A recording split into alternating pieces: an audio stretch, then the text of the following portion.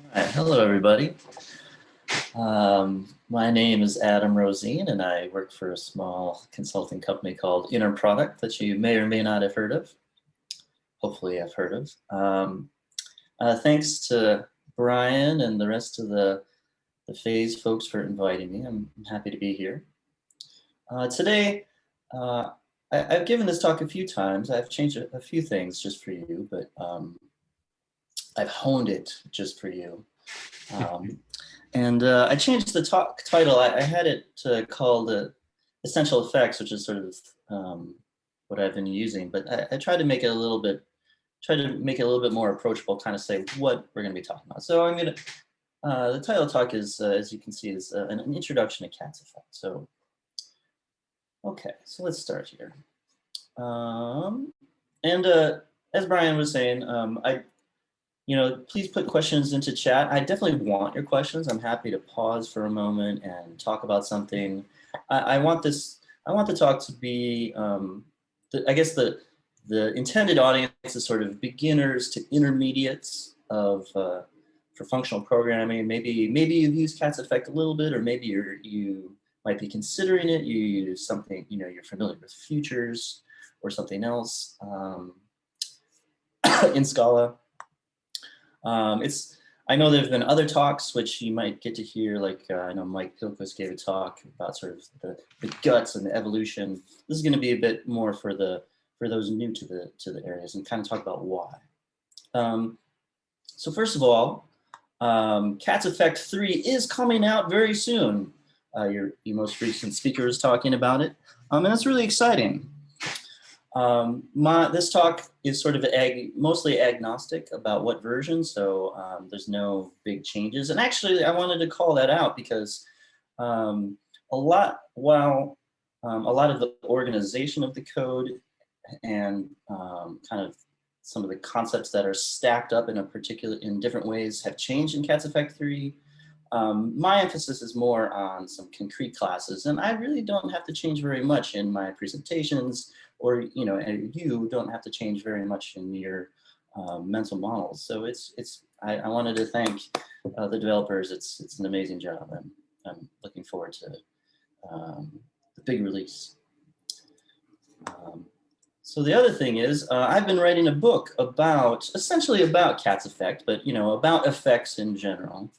So kind of this talk is a bit of a short summary of what's fleshed out in the book. So if you're interested in that, please check out essentialeffects.dev. I'm hoping to sort of release at the same time as Cat's Effect 3, just to put it out there, say, hey, there's a book you can get too, while, amongst all the other great resources and people out there that are helping. So check that out. So what are we going to talk about? I'm going to try and talk for, I don't know, it's a little more than an hour. It might be an hour and a half. I don't remember how long it took last time. And there's lots of things that we could put in there. So I had to kind of choose what I consider perhaps the most important parts. So we're going to talk about what effects are, why you should care about them, when would you use them, what are they made out of, what are they? So a little bit sort of starting at this 10,000 foot level, and then go into I/O, the I/O data type.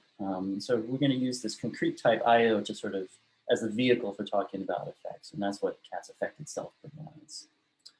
So what can you do with this? What can you do with an I/O? Well, you can sort of get parallelism for free. We're going to talk about how you do that. There's the notion of the context under which these effects are executing. So if they're executing in parallel, what resources are they using? Are they, threads? How are they running at the same time? Do they interfere with each other? How do we sort of bounce between these different contexts if we wanted to? How do we control it? It's a very important concern when you do have concurrency. I think we'll have enough time to go into talking about resources. So resources are about kind of management of state. You can imagine that the classic example would be like a file handle. So you acquire some state, you use it, and then you really need to clean up after it. You need to close that file. There's some data structures and patterns in Cat's effect that make that management a lot easier. So that's the main outline. Again, please shout out any questions or clarifications. I'm happy to talk about those things. Okay. So effects. Let's talk about effects. And so so to zoom out even more from effects, we have to zoom out into the ultimate subject. The required subject of any functional programming talk is that part of the contract is you have to talk about the model, the substitution model of evaluation. So this is a model of how this code gets how it runs, how it's evaluated. So sorry, is somebody unmuted by accident? I just was getting a little echo. So we need, in functional programming, we talk about the substitution model. So I obviously have to add it into our talk. And so, for example, we might be having some kind of arithmetic expression here. So 3 times 4 plus 2 times 5. And this is an expression. On the right-hand side, we have an expression. It's made out of other expressions. We have functions or methods or operators, whatever we want to call them, that are acting on sort of these literals, and we have sub-expressions, and we have an entire expression. And when we evaluate it, it becomes a value. And we say this value, I'm going to name it X, is what I get from this expression. And so how do we run this thing? How do we evaluate expressions? Well, we evaluate sub-expressions. So 3 times 4, that sub-expression evaluates to 12, and so on, and 2 times 5 is 10. And eventually, there are no more sub-expressions. There's no more code, and we have just a pure value, and that is sort of the end result of this model of evaluation. Now, when I say model of evaluation, this is what I do in my head. This is what you or I do. The computer has its own mechanism by which it evaluates it, and what's nice about this example is that the answer that the computer gets when we run it is 22, which is the same answer that we got when we follow this procedure, this model of what we are, imagining the computer is doing. So it's nice because we as humans, we can do this, we can perform this process, and we do it naturally. We learn it. We learn to do it when we're looking at code. We evaluate it in our head. What does this code do? And part of that process is sort of saying, okay, well, how does this expression or sub-expression, what does it evaluate to? So that's nice. We have this procedure, and it lets us say, okay, well, this expression, which is very complicated, it evaluates to something, simpler. But all is not well. This doesn't always work. And, that it's important because that means that if I run something in, well, that's cool. Can I just borrow you for 1 second? I haven't had a squeaky toy in a talk yet, so I can check that off my bingo card. I'm happy to, say, hey, that's a cool cat or a cool dog. Pets are always welcome, even in a talk like this. So if this procedure doesn't work anymore, if we can't just sort of use the substitution model in our brains, and if we don't get the same answer, that means that substitution is not helping us. That means we can't quite understand our code the same way that we expect. So in what situations does this process not work? Well, here's some examples. You can think of some yourself. So for example, when we print to the console using println, when we evaluate println returns a unit, good old unit. But does the value unit mean the same thing as println? If I search replace my code base and everywhere there's a println, I just literally replace it with a unit, would I have the same program? Well, no, they mean different things because println actually does something. It does something we can't see, it prints to the console. So if we just blindly follow this process of replacing an expression with what it evaluates to, we would not have the same program. You know, that's different than 2 times 10 is 20. We can always go back and forth between 20 and 2 times 10. It doesn't matter. And there's similar examples like reading values from the outside world. So readLine is a function that takes input from the console or wherever it does, right? So I type in hello world, you know, whatever I typed, is that the same as readLine? Well, it's not. I can't replace readLine with hello world or hi Adam because somebody might type something else. So they're not substitutable. So substitution doesn't work in that case. And there's the classic case of sort of a mutable variable, like a var. The evil var. If you change that L to an R, you're going to be in trouble. So we have this expression, and this expression evaluates to what? Well, it depends on what I is. And something else could change I, or you know, you could even evaluate the expression more than once, and you'll get the different answer. So we can't replace an expression with what it evaluates to repeatedly. With arithmetic, oh, you could 2 times 5 is sort of always going to be 10. It doesn't matter how many times you do it. Whereas with a variable, that's not true. So there's sort of lots of things, but they all sort of involve your code interacting with some larger world out there. And so probably in your code where this might come up, it would be when we use the standard library future, the future data type.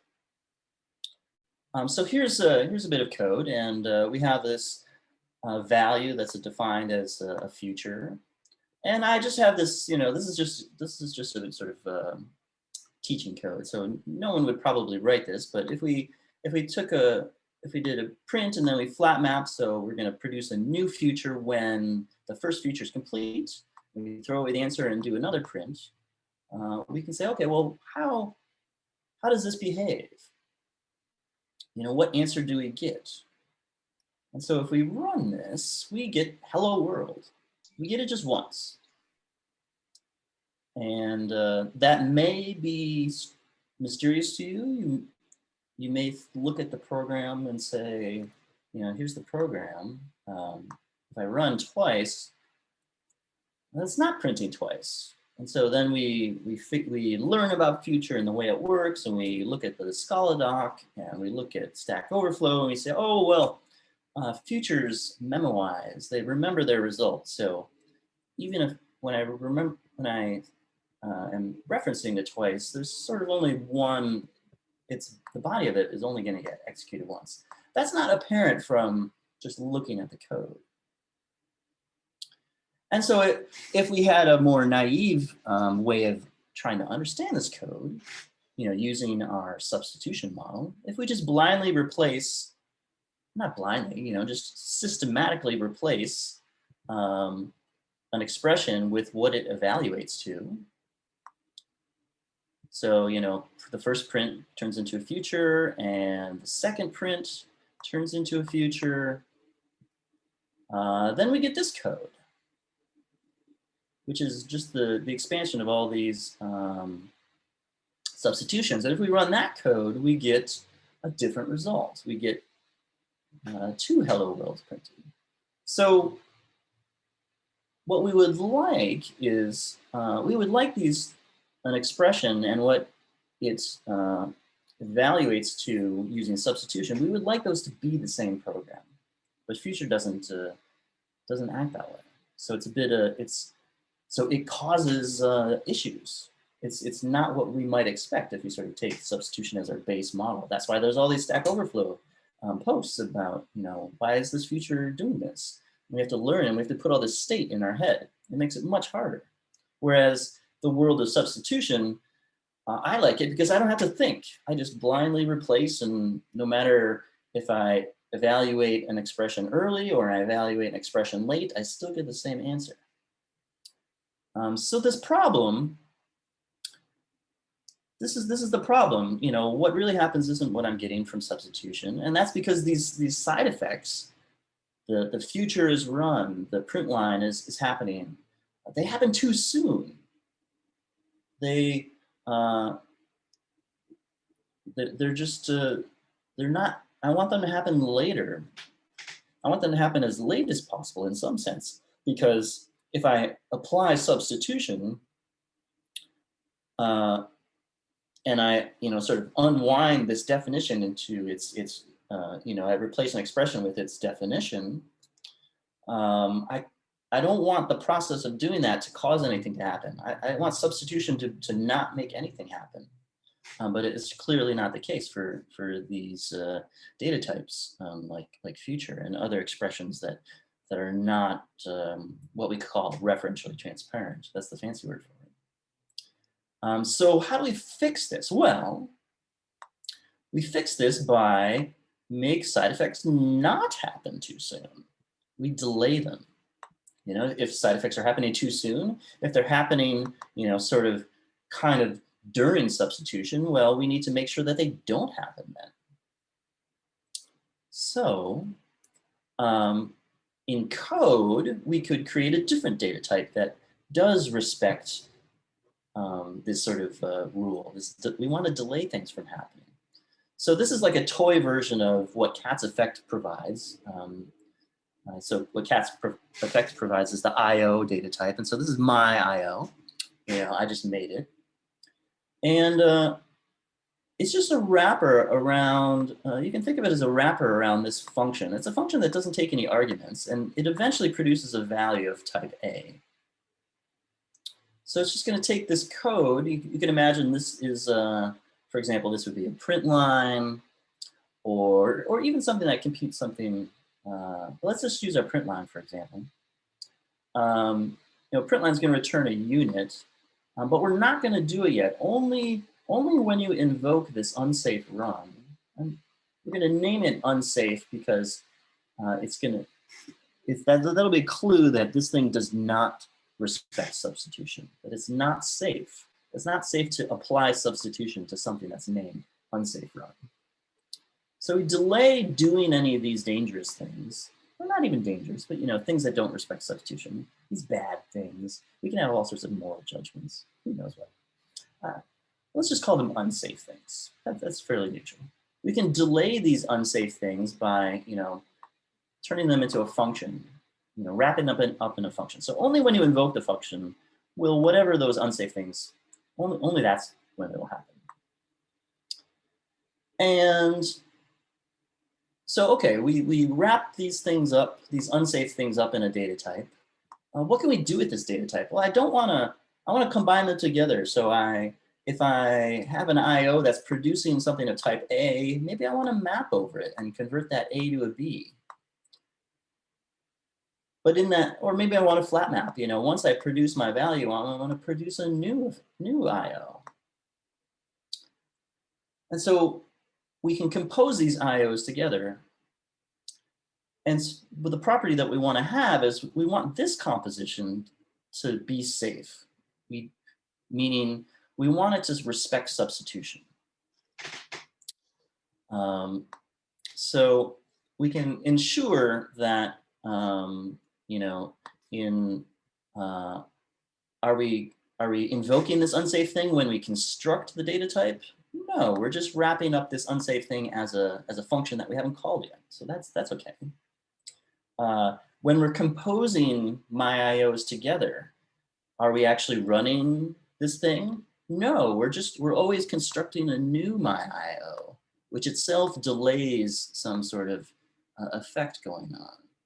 So we can sort of look at this code and convince ourselves that no, when are we calling unsafe run? Are we calling it during map and flat maps? No, we might call it later, but we're definitely not calling it now.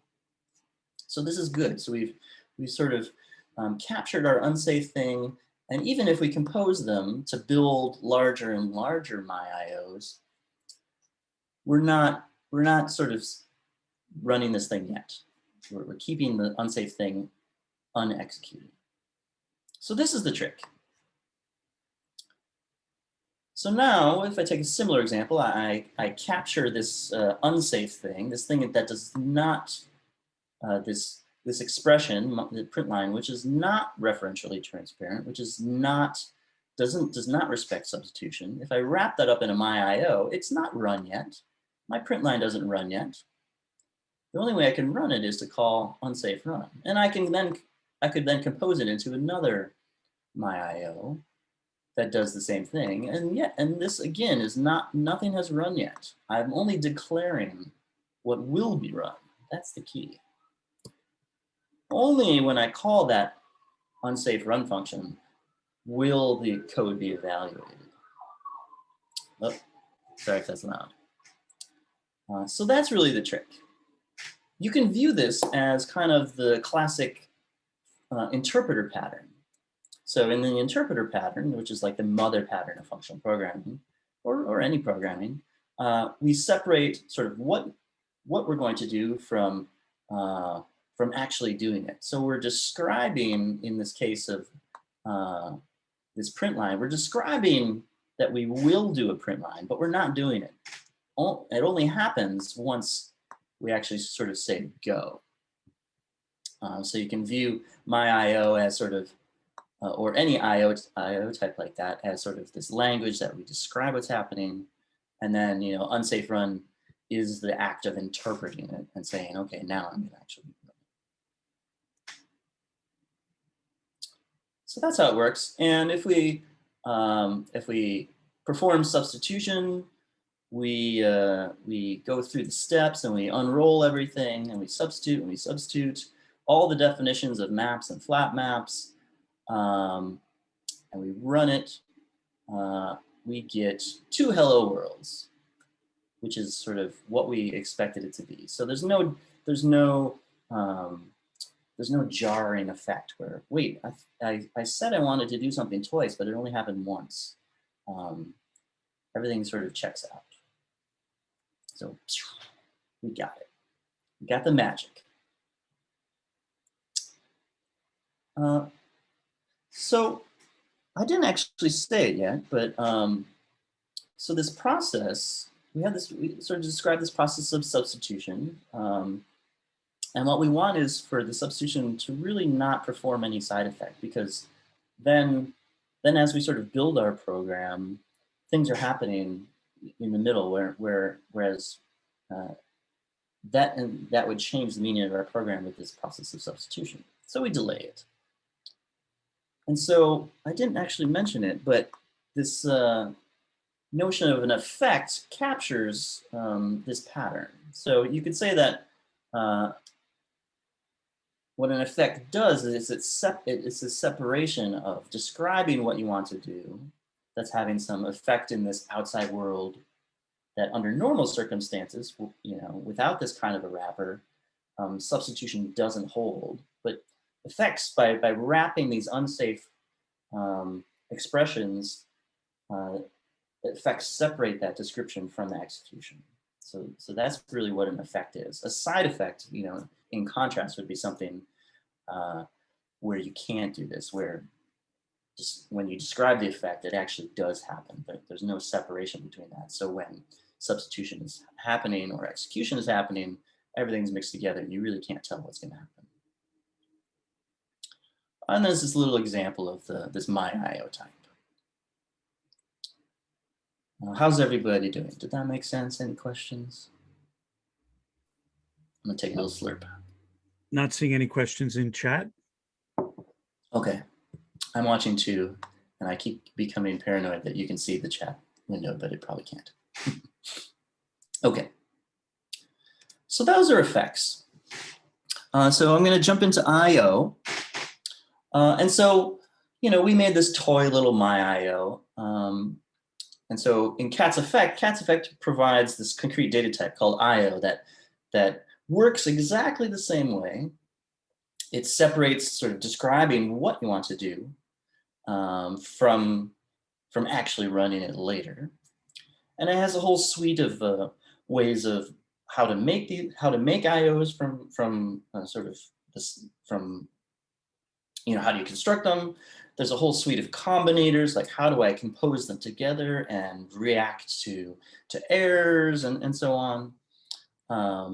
So I just wanted to briefly kind of go over the most important parts of the API. So first would be like, how do we get into the world of IO? How do we construct one?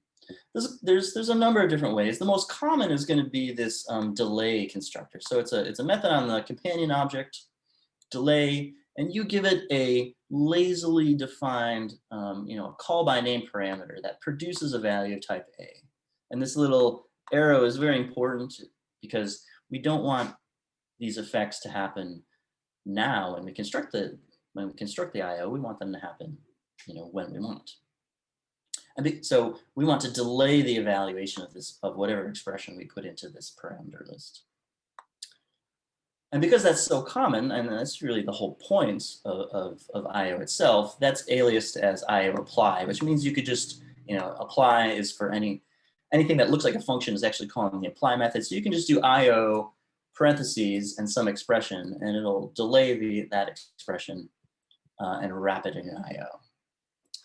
If you already had a pre-computed value that was just sitting around, you could use the pure method, the pure factory method. It's not going to be very common because, but you may need it for interop reasons. You don't want to put any side effect encode here because naturally it would evaluate now rather than later, and that would be unsafe. So there's a little caveat. IO is a very rich sort of API. It's a functor, so it has a map method. It's an applicative functor, so it has mapn and methods like mapn. These are all defined. They come from cats, so it builds on the greatness of cats. It's a monad, so it has flat map. We can use IOs in for comprehensions. And there's a lot of, probably the other category of common errors would be under like handling errors. So there is a notion of, well, what if the effect that's captured in this IO, oh, that's a pretty funny joke there. Sorry, I just saw that. Old MacDonald had a monad, E-I-E-E-I-O. The other thing that IO has is the notion of failure. So if you delayed some computation that through an exception, we can react to that. So maybe you want to turn a failure into a success, or you want to change the failure type, and so on. Someone pointed out that this arrow here is not actually the Unicode arrow. This is the equal sign greater than. I don't know why I put it in there. I don't like the ligatures, but this is just the normal rocket of equal and greater than in Scala. So your IDE may present it this way, but it's actually 2 characters. Thanks for that pointer there. So this is sort of the general categories of common errors. So once you have an IO, what can you do with it? You can map over it. You can flat map over it. You can handle errors. You can combine more than one IO with mapn. Sort of normal CATSy functional programming. So then how do you actually run it? I showed a little bit of an example, and they all sometimes, well, the literal methods of how to run it, they all begin with unsafe to remind you that what's captured in these IOs, whether it's one IO or sort of a compound IO that you might have built out of other ones, is to remind you that whatever it captured does not respect substitution. So when it does not respect substitution, it's a little bit unsafe because you can't sort of grok what's going to happen. So if you actually run it, it's a bit of unsafe. So we can no longer replace expressions with what they evaluate to. So if we had an IO of A, we could call unsafe run sync. So the sync stands for synchronously. So I have to wait until it's done, and then I get my value of type A. There are a whole bunch of these. There's, if there's a sync, there's going to be an async. The most common one that you might use as, come as a beginner or someone new to the library would probably be unsafe run sync. You might run that in test code, or perhaps if you're doing some interop with other legacy APIs where you use future, you can convert an IO into a future. So that's nice. So if your IO is computing something asynchronously, you could then get a future which sort of starts running. And so in sort of vanilla Scala, you get an app trait to sort of run your program. It has like a main method that you don't see, so it's sort of runnable as an application. Cat's effect also provides one that lets you write your application in terms of IO. So that's this IO app.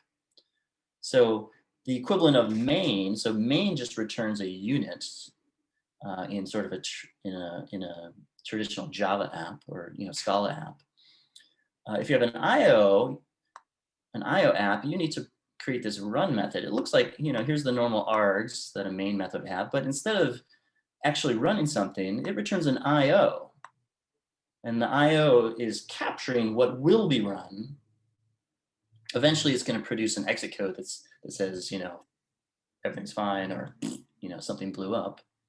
It's the IO app's job to actually run this IO. So there's no unsafe run anywhere in your code, which is nice. You can just sort of declare these IO effects, glue them together. Here's some glue. I have a couple of effects in my put stir. Oh, that's probably wrong. It should be a print line. But I glue a bunch of effects together. Nothing happens. I'm just building a larger program. I'm just declaring what to do. And only when my application is run, the IO app is the thing that's going to run that IO. So we don't even have to worry about that unsafe world. It's like, thank goodness, I'm in this safe world of IO. It's so nice. It's going to do all that stuff for you. So that's like the whirlwind tour. That's the, I don't know, N,000-foot view of IO. It's an effect. It can delay the evaluation of some expression, and then you can compose them into larger and larger effects that describe what you want to do. Oh, I want to do this, and then that, and then this and that, and I'm going to run this in parallel, and this blah blah blah. And in the end, you can delegate to this IO app, which will say go, and you don't have to worry about it. It'll run it for you. So it's a pretty natural. It's a pretty natural model. It's nice for building sort of in a compositional way. That's sort of the super basics of IO. So that's nice. Okay, we can wrap up these things that have side effects. Talking to the outside world, sending network packets, reading something from the console, printing to the log, whatever. We can wrap those up in IOs, and now we have this nice safe world that we can kind of glue things together with. What else can we do? Well, kind of the big feature that we have, computers, they got these nice, they have more than one CPU. Oh, okay. Well, how could I run these IOs in parallel? That would be cool. And Future does that. Why can't I do that? Let's see. So part of the difficulty of actually demonstrating parallelism is that it's hard to see parallelism, right? Like maybe you're computing something, and I guess how would you see that parallelism is happening, right? So ideally, your program runs faster, right? The whole kind of the big point of parallelism is you're giving your program more resources, and that lets you do more things in the same amount of time. You should get the same answer too, right? You should get the same answer from parallel code, whether you have one CPU or 496 CPUs or whatever. You should get the same answer, and it shouldn't really. The answer won't change, but like the performance of it will change.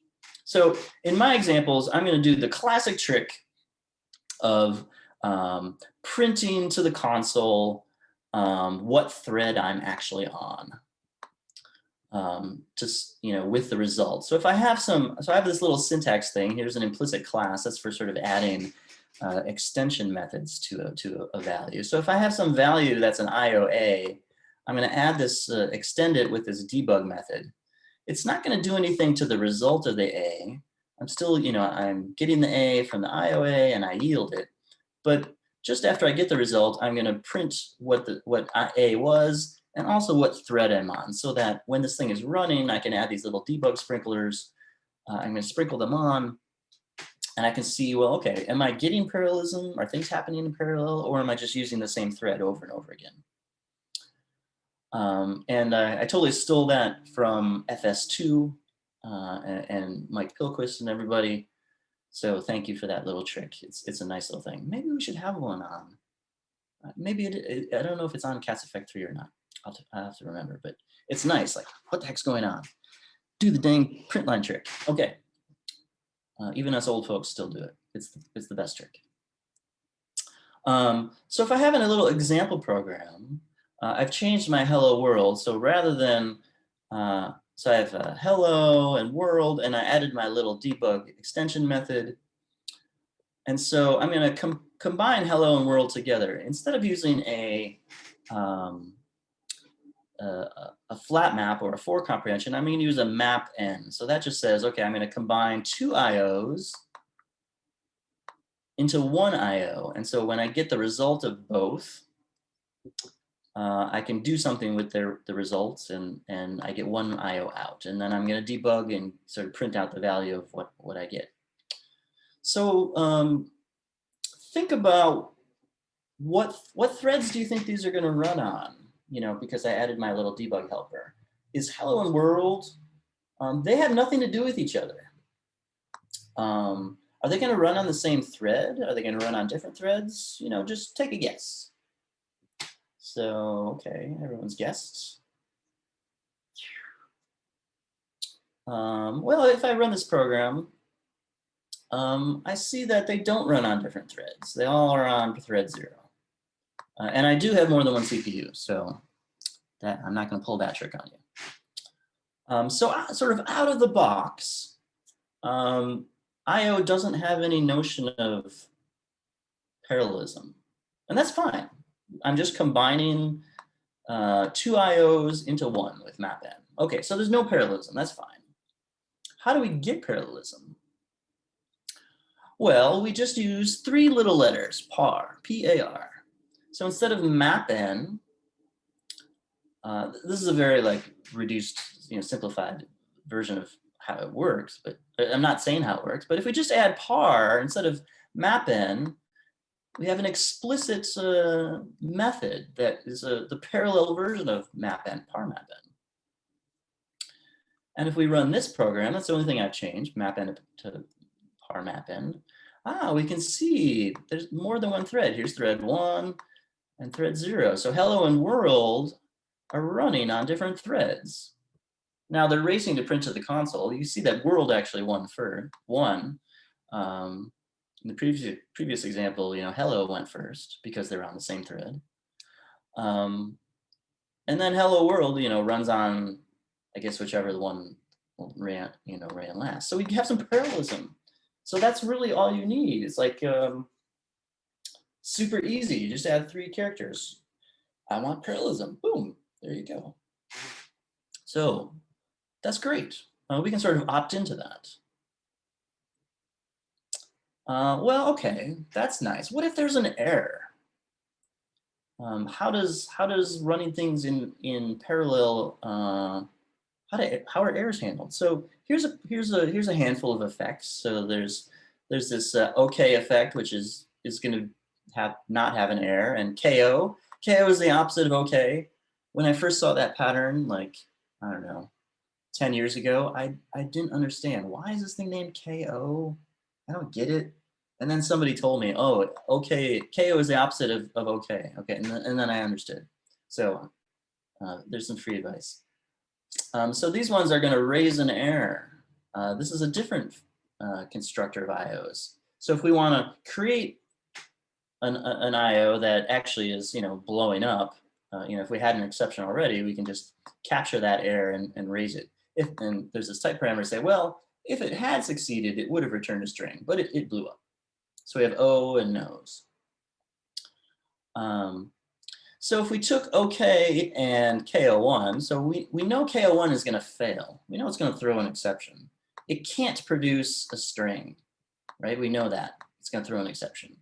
What if we par map n those? What is the value of this thing going to be? So we turn two effects into one effect with par map n. Here's another little combinator. It's called attempt. And what attempt does is if an IO, it turns an IO of A into an IO of either throwable or A. So if there is an error, it'll be a left with the exception in it. So it'll be a successful IO with a left value. And if it succeeds, it'll be a successful IO with the right value in it. So that'll allow us to, otherwise, if you just ran KO by itself, it would just blow up and we couldn't sort of see what it was. So we know that the par map n is going to fail because at least one of its components fail. So we know it's going to be a left of O. And there it goes. So they're running in parallel. High happened to run first. And we get our exception. Okay, so that makes sense. And what if what if there's a trick? So what if I put the failing one first? Does that really matter? Not really. The order here, they're going to still be run in parallel because I have my little par here. And, we could get, maybe this is delayed in getting it to run and this one runs first. It's really not deterministic. But in the end, this combined IO is going to fail with the O. We know that. So the real question is, what if we combine two failing effects?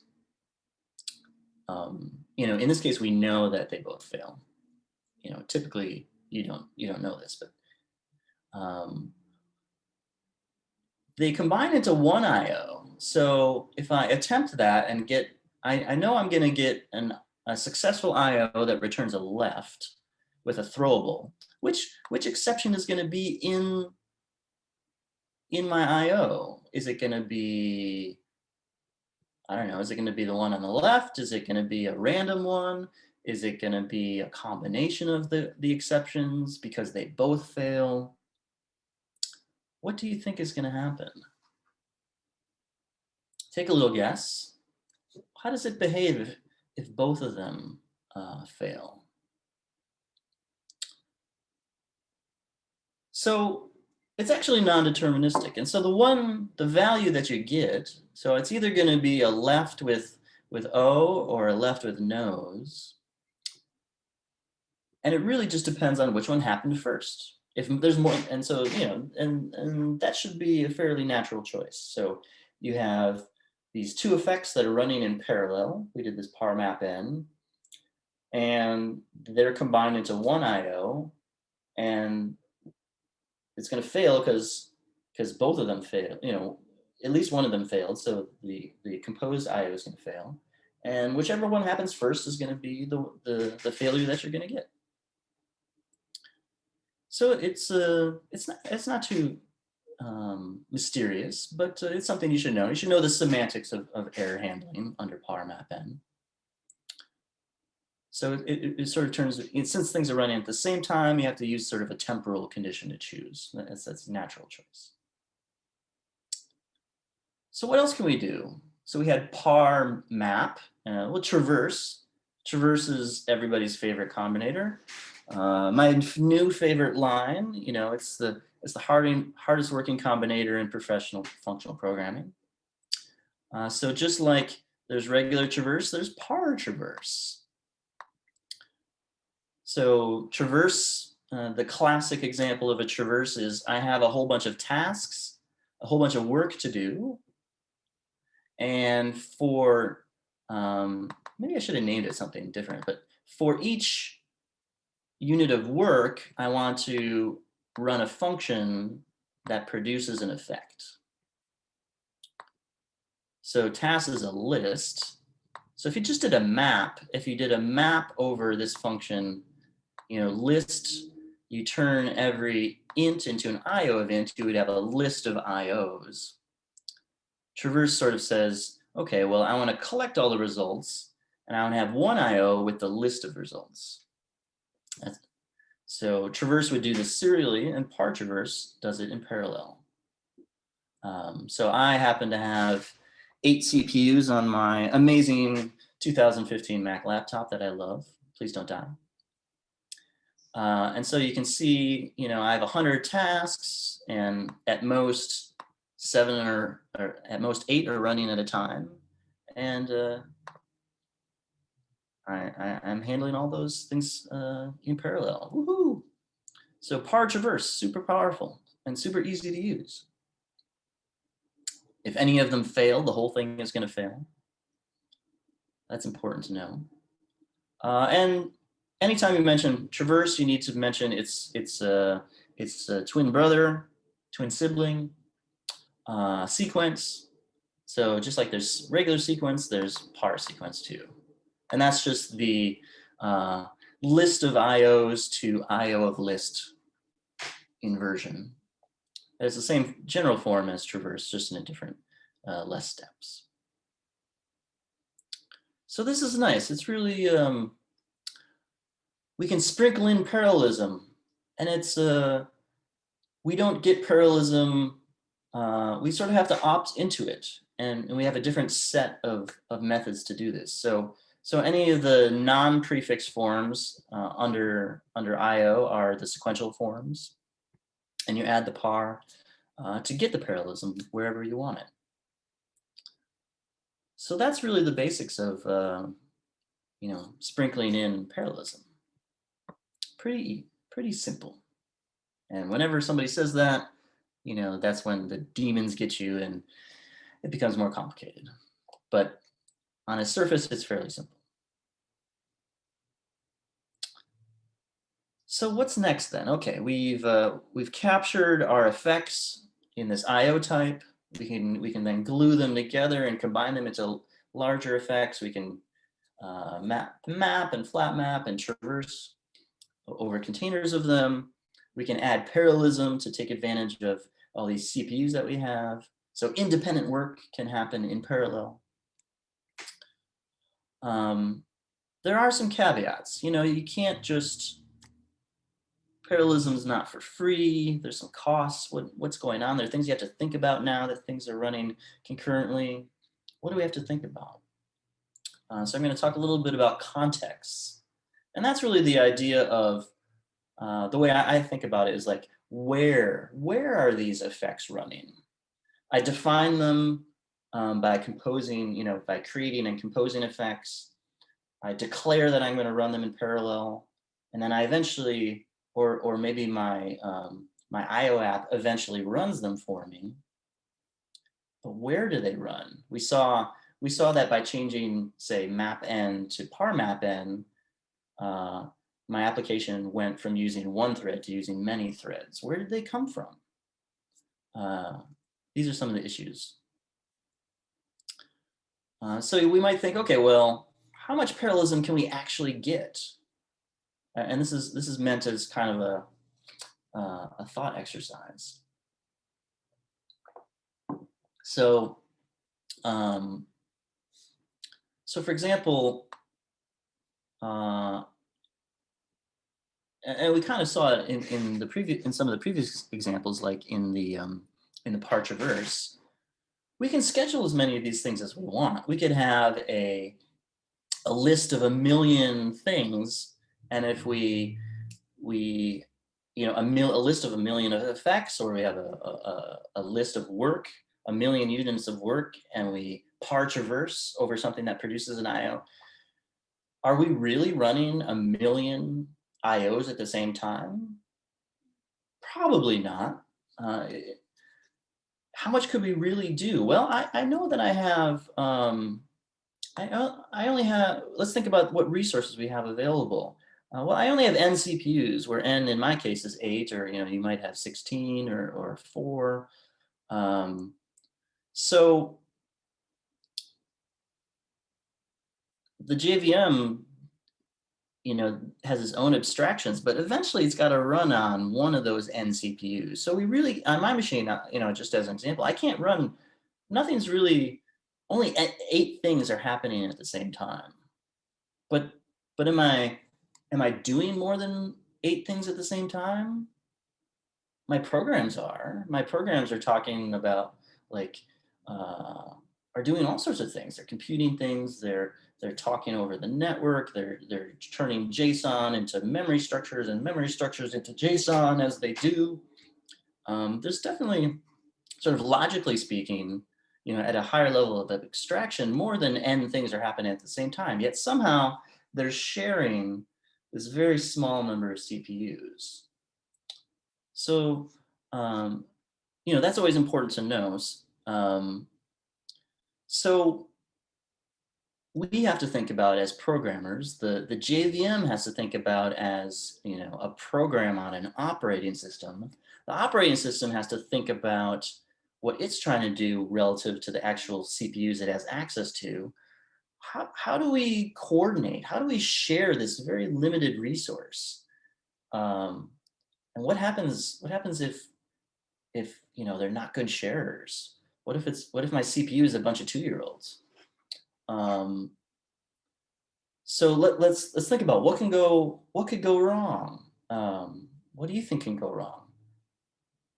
Well, you kind of get this, something you might think about would be like, okay, well, if I could somehow, you know, own one of those CPUs, you know, and there were 8, now there's only 7.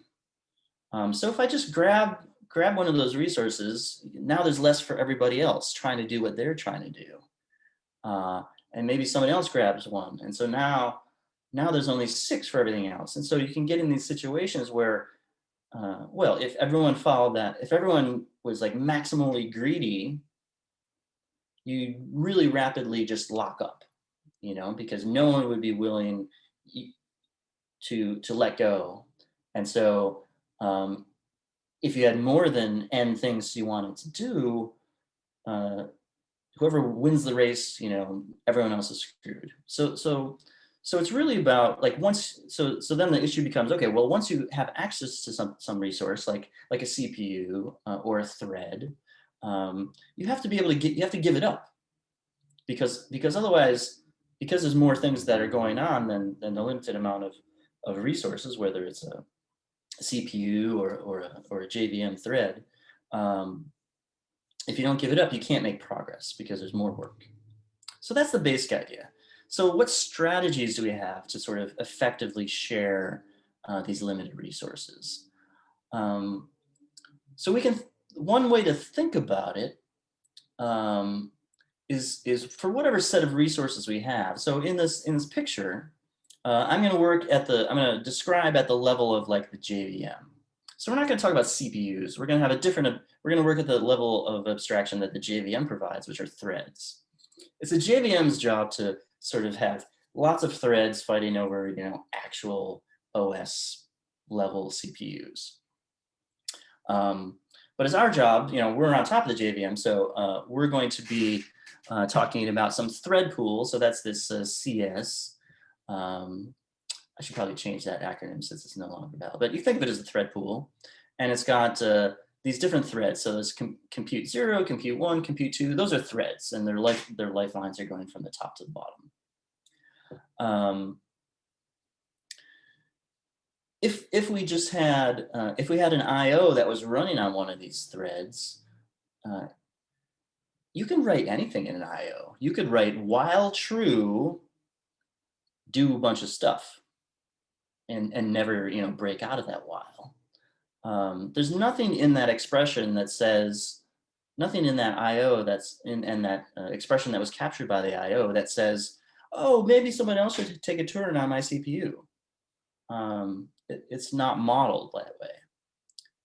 So you could actually hog, you know, you could lock that that thread that runs that IO by doing like a while. So we can't program like that. Instead, we would have to lift it up. We would break up our IOs into pieces, and then if we actually wanted to say, okay, well, you know, I've done enough work. Maybe it's time for someone else to. I yield.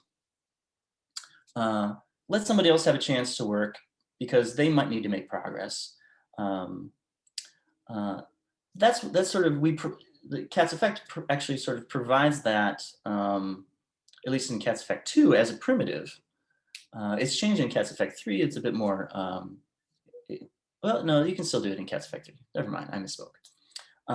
But there's this notion of, what is that notion that says, I yield? Well, the terminology that comes up in Cat's effect is called an asynchronous boundary. So you can think about it in terms of the text of your program. There might be this bundle, I don't know if you can see my mouse, but I'm sort of hovering over this first block on the left that's inside the for comprehension. So I'm doing some IO, and I'm on the compute 0 thread. I said, oh, I've done enough work. There's a boundary between the work that I just did with whatever the next amount of work is. I sort of declare that asynchronous boundary using this shift method. And it's renamed seed, C-E-D-E in Cat's effect 3. It's not too important. It's sort of introducing a boundary that says, okay, everything after this could be on a different thread. I'm going to give up whatever it is. And then, so in practice, whatever the rest of the program is, that would be this sort of second middle block. It might get scheduled onto compute thread 1. It doesn't matter which thread, but it might just shift over. And then it does some work, and then it says, okay, I've done enough work. I'm going to let someone else use that thing. And then, okay, the rest of the computation might be run on a different thread, but I'm going to basically declare where these asynchronous boundaries can exist. And at runtime, it's up to Cat's effect to sort of, actually move things around. So that's the basic idea. You might be, so this is one way from the outside you can control hopping around and making sure that you're not using this very precious resource, which would be, the thread or CPU, as much as, not be so exclusive about it to make sure that your program makes progress. You can imagine that, well, this is one thread pool, it's compute 1, compute 0, compute 1, compute 2. You might imagine that maybe I could shift across to some other thread pool. Maybe you want some portion of this work to have a separate set of threads. And that would be good because threads within a thread pool are scheduled different than threads across thread pools. The JVM handles those different. So for folks maybe not paying attention to or not looking at the chat, Michael Pilquist put in them. It says that Cat's effect 3 does auto shifting yielding every so many flat maps. So you only need to call that IO shift or IO seed, which is in Cat's effect 3, if you want sort of to relinquish control more often than what sort of the default behavior is. So it's nice that the system sort of gives you a little bit of safety. You can't have an IO that, well, you can't have a sequence of IOs that get stuck on a thread for too long. That's the basic idea. I hope I'm being fairly accurate. So then, okay, well, we might want to use more than one thread pool and sort of allow shifting between those. And the biggest, the most common use case for that would be if you have something that's a blocking call. So if you are reading from a file handle, waiting for a packet to come in on the network, or any sort of IO operation, I/O, you would effectively be doing like the equivalent of that while loop in an IO. Like there's nothing that would give a signal to the Cat's effect runtime that says, oh well, this thing's blocking, therefore you can reschedule something on the thread. Blocking calls are would have this effect when they actually run. So the technique that is used for calls that are blocking, and this is particular to Cat's effect 2. I'll show the slightly different code. It's basically the same in Cat's effect 3. The idea is that we can have sort of a particular APIs, particular calls, particular data types that talk about blocking effects rather than sort of just regular IO effects. In Cats Effect 2, you use this thing called a blocker.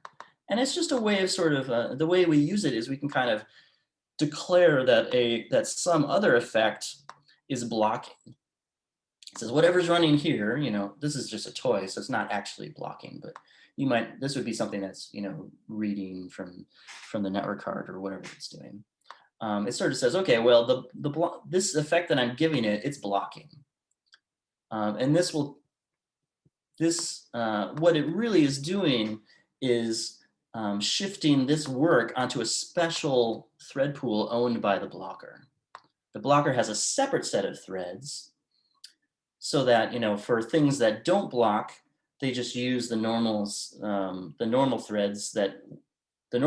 of threads that, you as a programmer are not going to be using very often, or the Cats Effect runtime will sort of say, okay, now it's time for somebody else to use a thread. Okay, let's shift these things amongst the available threads. We don't have that same signal for blocking effects that say, okay, now is a good time to let somebody else use a thread, because the threads actually gets blocked. So if we have a separate set of threads that are managed by something, in this case, the blocker, in Cats Effect 3, it's built in and it's actually a little bit simpler to use, but it's the same idea. You sort of tag effects saying, well, this is a blocking effect, and it's up to the, what you get is that your sort of IO related effects, like just sort of a normal effect, and your blocking effects really are not using the same set of resources. One's on this side of the world, one's on a different side of the world, and they won't interfere with each other. So if you actually ran this, the blocker one is on a whole other set of threads. And that's the basic trick. If you have things that you don't know when they're gonna unblock a thread, if they actually block a thread, if you don't know when they're gonna resume, you wanna separate them from things where you can assume that they often yield the underlying resources, or more explicitly do it. So that's the basic trick, separate.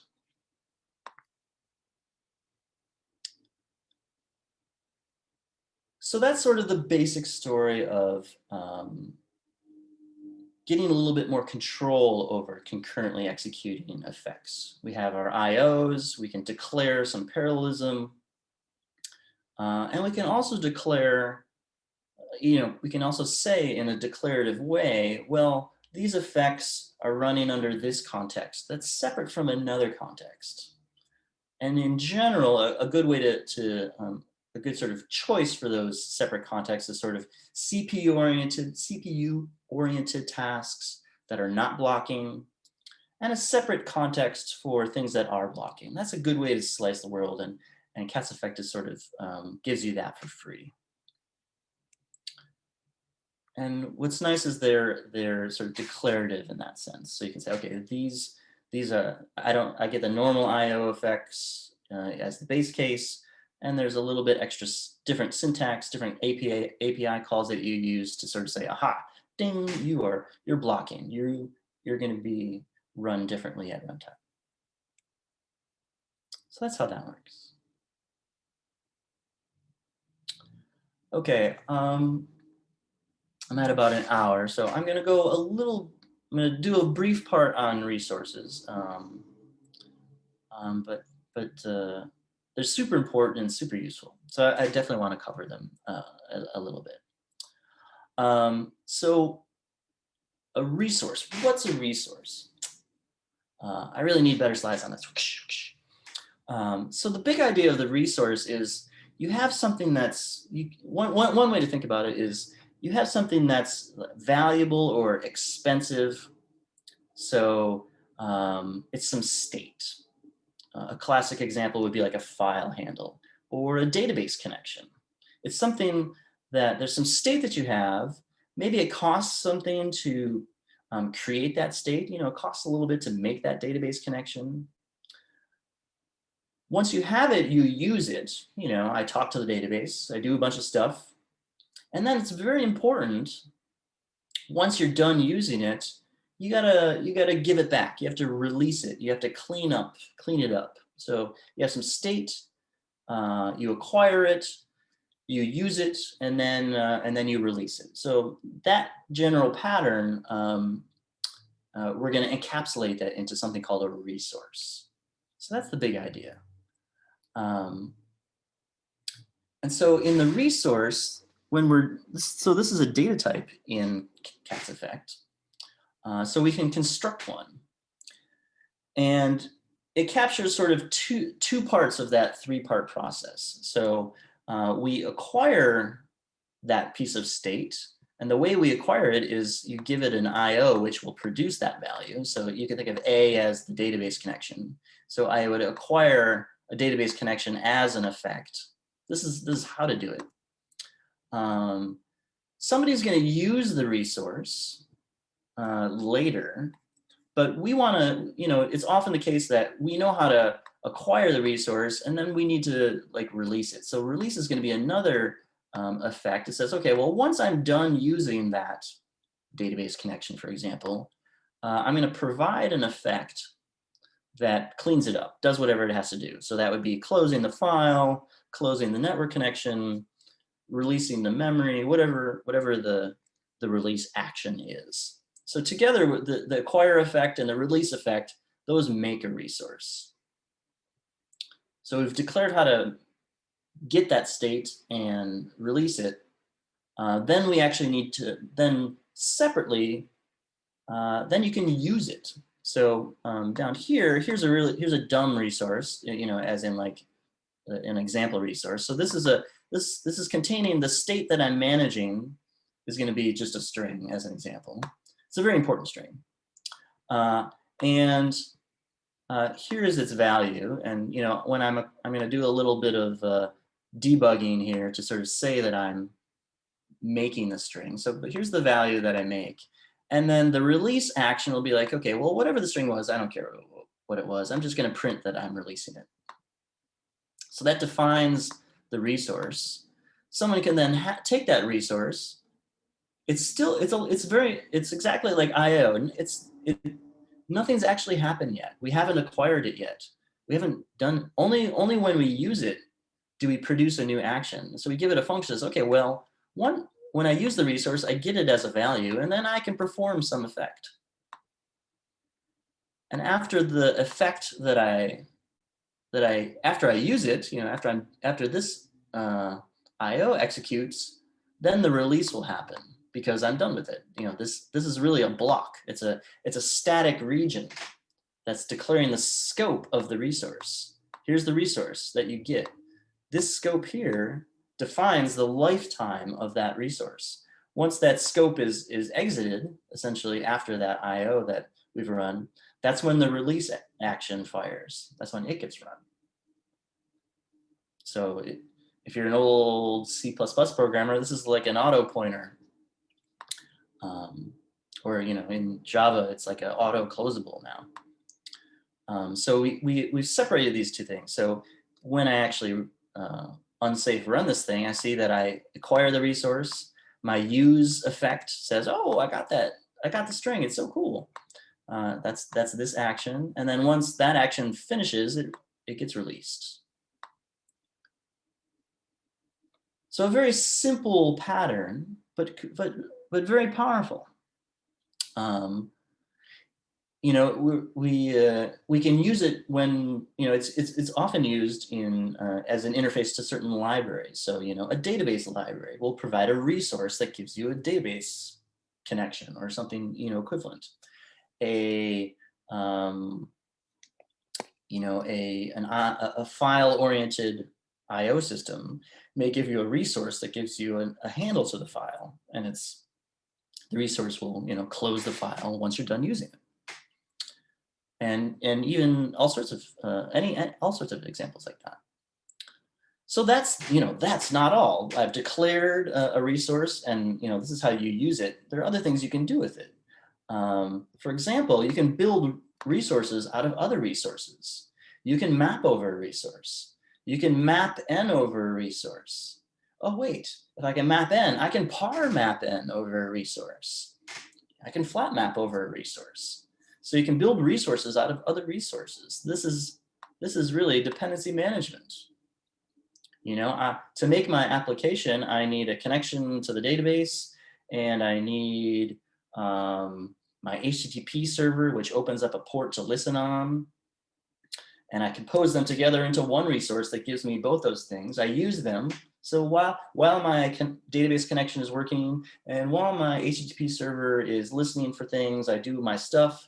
And when I'm done with both, that they'll be done, and then they both get cleaned up. Then my HTTP server closes its listen port, and my database connection, I return it to the pool, and it gets thrown away.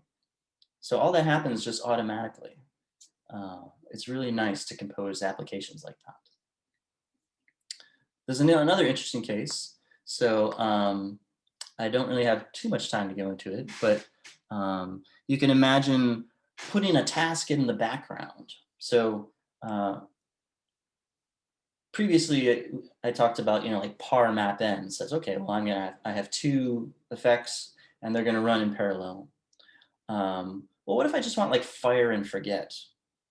Well, you could perhaps model that as a resource. So I don't have more than one effect that I'm running in parallel, but I'm just going to sort of run one effect and not wait for its result. I'm just going to sort of fire it off. You could think of that as a resource as acquiring the resource. Well, what is the resource? The resource would be like a handle, some sort of handle. In Cat's effect, it's called a fiber. If something's running concurrently to you, that you would get a fiber to that thing that's running concurrently to you. So the resource would give you something like a fiber. You don't really need to do anything. You don't need to use it, because it's sort of forked already. But once sort of the rest of the application doesn't care about it anymore, then you could the release effect of the fiber would be to cancel it. It's like, hey, you can stop running now. So if you look in the Cat's effect documentation about background, you'll see that pattern. So sort of forking a fiber as a resource. There's a question, can a resource's closing effect be dynamic? For example, a database transaction could commit or roll back. Yes, so one way to model that would be, you'll notice that in the release, you can actually get state. So if this was the, you can think of the transaction as the resource. So if the type A was some transaction, you can acquire a transaction. When you use it, maybe you add queries to it, and then the release will either commit it or roll back. So this state, it could be this part, it could be this state directly or state derived from that state. During that release action, you could you could do anything in this function. So you could look up something using this state to determine if you need to commit or roll back.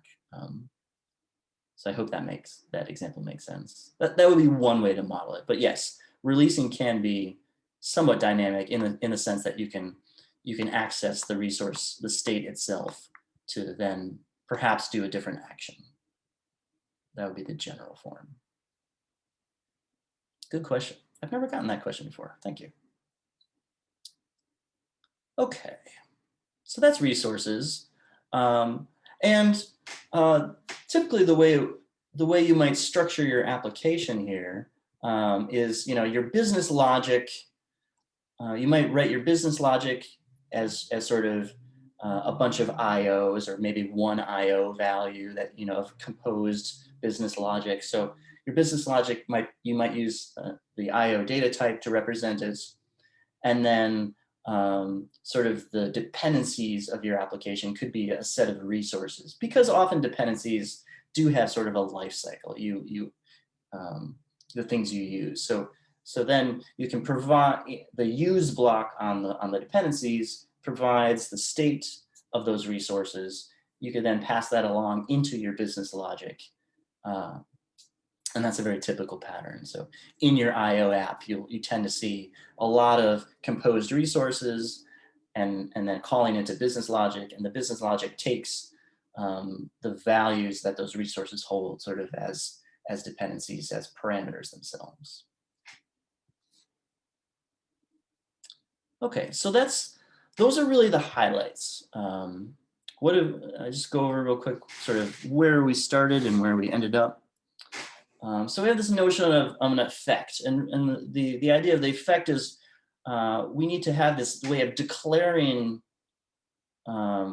these unsafe things, these things that don't support substitution. We wrap them in this safe bubble that declares what we're going to do, but we're not going to do it right away. We delay that execution so that it only happens at the very end. And when we compose these safe effects together, composing doesn't do anything. Composing is just going to be something that does support substitution.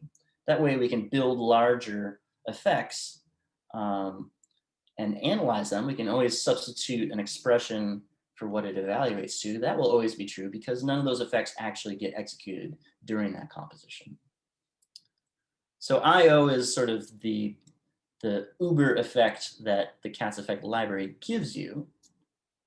And you can kind of build effects, you can build IO values, you can compose them, you can do different combinators, you can handle errors, and somebody eventually will actually run them, typically an IO app.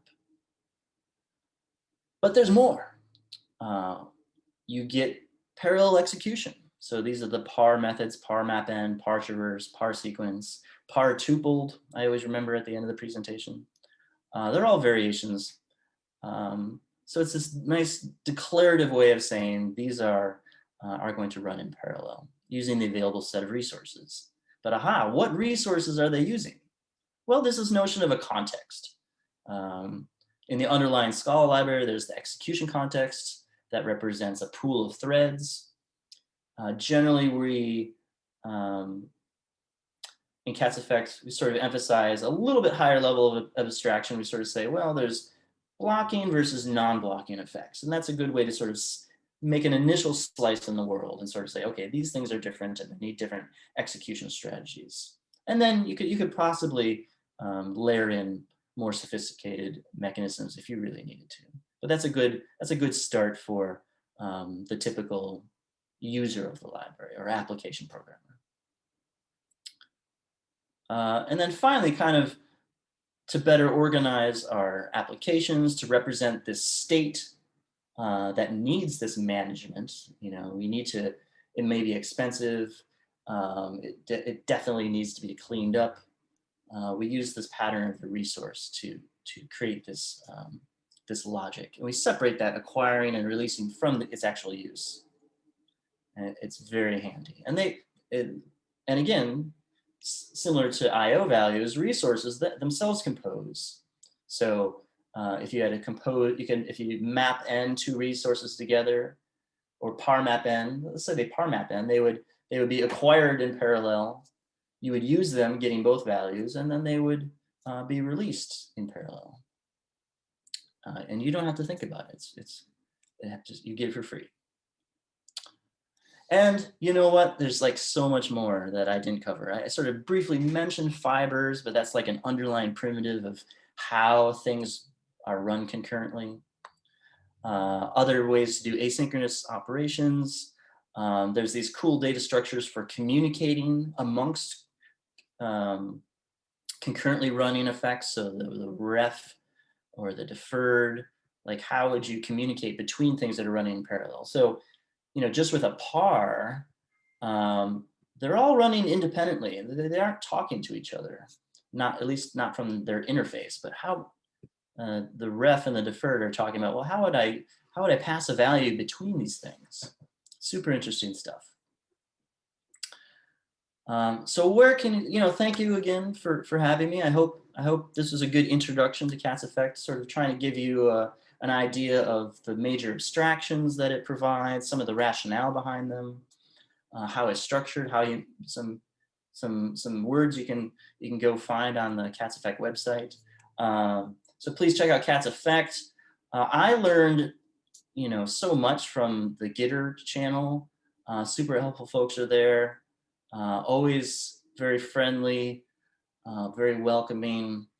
No question is too outlandish. They'll go for it. And please check out my book. It kind of covers at a bit more depth than what I described, but it's meant to introduce all of these concepts to folks and hopefully turn them on to this really great, super awesome, very useful library. So that's all I have. Put it up there, and then just a little plug if you want to learn more about Cat's Effect, if you need some Scala folks on your team, if you need some mentoring for people yourself or other people you work with, talk to me. Talk to the rest of us at Inner Product, where we love to help people out. And I'm happy to answer any kind of questions.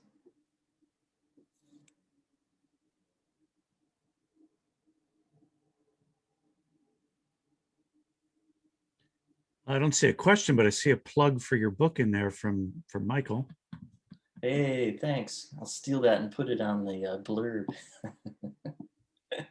If there are no more questions, I think we can wrap it up. Yeah, you can. Yeah, feel free to. I'm on Twitter. I think it's on the previous slide. Yeah, there I am on Twitter. That's a good place to reach me. Email is pretty easy. Is there a Git template available? I believe so. We should have a link to that. I'm sure in the new. I don't remember if there's one sort of easily accessible, like, you know, if you go to the Cat's Effect page, how easy is it to find the Git template? But I'll check up on it. Yeah, you can just post it to the meeting page comments. That too, yes, yeah, and I'll watch those comments or that page to see if anybody has any questions. All right. Well, I'd like to thank everybody for joining us this evening. And I'd like especially to thank Adam for, he didn't even have to be strong-armed into this. He volunteered ahead of time and contacted me, and that's awesome. That is the perfect way to get speakers, when they come to you. So anyone else who has an interesting topic to talk about, we welcome new speakers. I don't even care if it's 100% Scala related. Yeah. You know, anything at all that's even tangentially related. We're always looking for new speakers, so feel free to contact me. I'm easy to find. If there's something you'd like to talk about, and if there's nothing else in the chat, that's it. Good night. Thanks, everyone. Thanks very much, everybody.